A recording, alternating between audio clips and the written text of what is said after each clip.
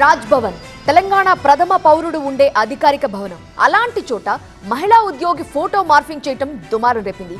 అది కూడా తోటి ఉద్యోగి చేయటం తీవ్ర కలకలం సృష్టించింది. మరోవైపు రాజ్ భవన్ లో హార్డ్ డిస్క్ చోరీకి గురవటం భద్రతా వైఫల్యాన్ని కళ్లకి కడుతోంది.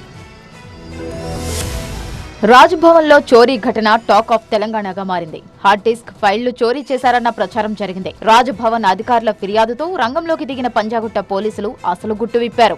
రాజ్ భవన్ లో ఉద్యోగం చేస్తున్న శ్రీనివాస్ తోటి ఉద్యోగి ఫోటోలు మార్ఫింగ్ చేశాడు. ఆమె దగ్గరికే వెళ్లి మార్ఫింగ్ ఫోటోలను చూపించాడు. ఎవరో గుర్తు తెలియని వ్యక్తులు ఈ పని చేశారని మహిళా ఉద్యోగికి చెప్పాడు శ్రీనివాస్. దీంతో ఆందోళన చెందిన మహిళా ఉద్యోగి పంజాగుట్ట పోలీసులకు ఫిర్యాదు చేసింది.